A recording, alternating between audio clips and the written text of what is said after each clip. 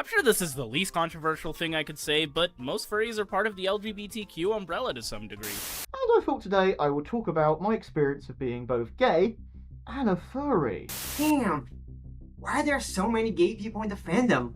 I mean, sure, gay people are everywhere, but if you look in the fandom, there's definitely a higher amount of gay and LGBTQ plus people. If anyone has looked into any furry fandom statistics recently, there's something that becomes impossible to ignore. The percentage of furries who identify as LGBTQ+ is dramatically higher than what we see in the general population. And the difference is really quite remarkable when you see the actual numbers. Recent research consistently shows that about 70% of furries identify as LGBTQ+, with some studies putting that number even higher. Comparing that to roughly the 7% of the general population, according to most estimates, it becomes clear that something specific about this community is creating this connection. So the question becomes, why exactly does the furry fandom attract so many LGBTQ+ people? And what is it about this particular community that has made it such a welcoming place for queer individuals? When researching this video,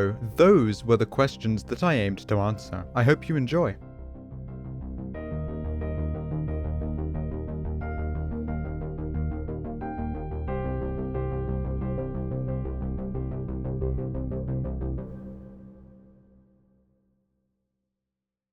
One of the most significant factors appears to be that the furry fandom has historically functioned as a safe haven for people who feel different or marginalized in other areas of their lives. Research consistently shows time and time again that the community provides what many LGBTQ+ individuals have struggled to find elsewhere, a space where being different isn't just tolerated, but is genuinely celebrated. Of course, this connection appears to run even deeper because it's rooted in shared experiences of feeling like outsiders. Studies from organizations like Mental Health America show that LGBT youth are nearly twice as likely to be called names, verbally harassed, or physically assaulted at school compared to their peers. When people who have been made to feel ashamed or wrong for being different discover a community that actively welcomes uniqueness and self-expression, it creates an incredibly powerful draw. As one researcher noted, for teens who feel isolated or excluded, the furry community becomes a place where they can come out and be themselves.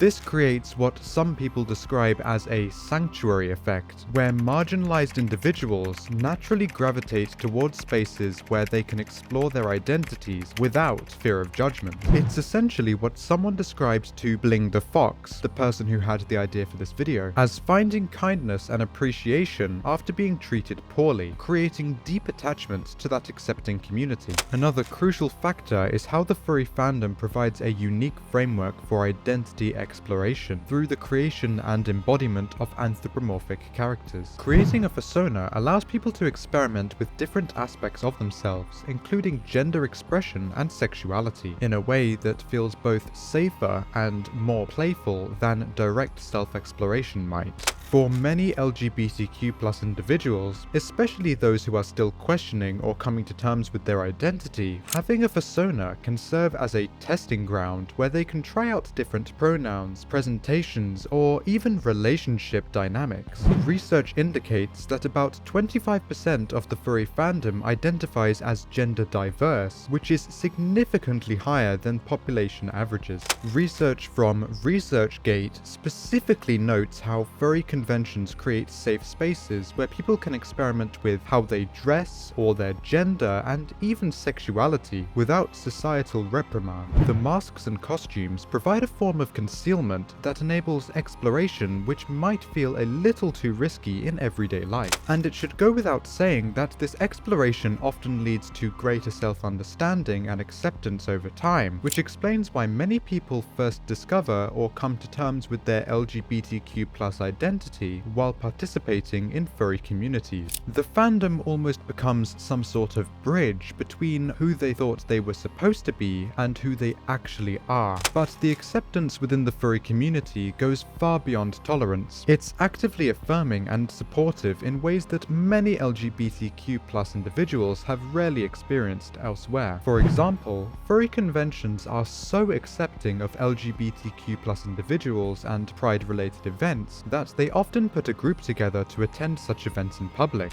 Research by fursonas consistently shows that furries feel accepted and welcomed within the community, regardless of their sexual orientation or gender identity. This level of genuine acceptance creates a positive cycle where LGBTQ+ individuals feel safe being open about their identities, which in turn makes the community even more welcoming to others. The furry community also tends to understand concepts like found communities or families and non-traditional relationship structures, ideas that coincide with many LGBTQ+ experiences. For people who may have been rejected by their biological families or traditional social groups, the furry fandom offers alternative support networks that can be just as meaningful. What makes this particularly powerful is how the acceptance extends far beyond just LGBTQ+ identities to include neurodivergent individuals, for example, people with social anxiety and others who just feel marginalized elsewhere. It's a community built around the principle that being different isn't something to hide, but is something to celebrate and embrace. The furry fandom's emphasis on creativity, self-expression, and deliberate non-conformity naturally challenges traditional social norms in ways that create space for questioning other conventions. And in a community where people regularly express themselves as colorful anthropomorphic characters, questioning things like gender roles or relationship structures become normalized rather than radical. This environment of creative freedom and boundary pushing tends to attract people who are already questioning or challenging societal expectations in other areas of their lives. The same mindset that makes someone comfortable expressing themselves as an anthropomorphic character often correlates with openness to exploring non-traditional gender expressions or sexualities. The community's own history of being misunderstood and stigmatized by mainstream society and media also creates natural solidarity with other marginalized groups. Furries understand what it's like to be judged for something that's important to their identity or their hobbies, which creates genuine empathy for LGBTQ+ struggles rather than just superficial tolerance. There's also something particularly liberating about being in a space where the default question isn't just whether you're normal enough, but rather how creatively and authentically you can express yourself. This shift in perspective can be transformative for people who have spent many years trying to fit into social boxes that just never felt right. So, after completing my research on why so many furries are in the LGBTQ+ community, it became clear that it's not just one factor, but rather multiple. The community's radical acceptance, opportunities for safe identity exploration, shared experiences of marginalization,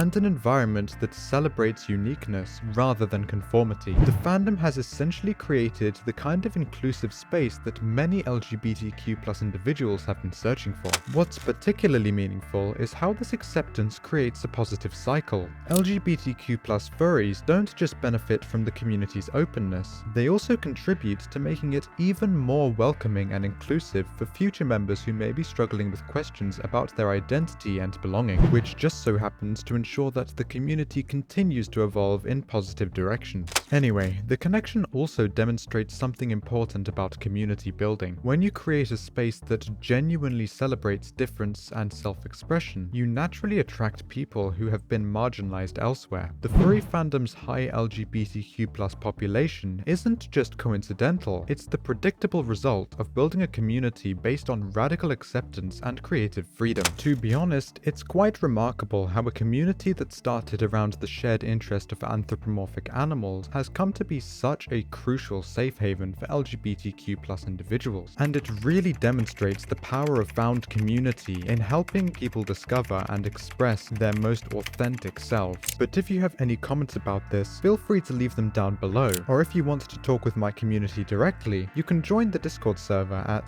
dsc.gg/skykes. And with that, I hope you all have a fantastic day.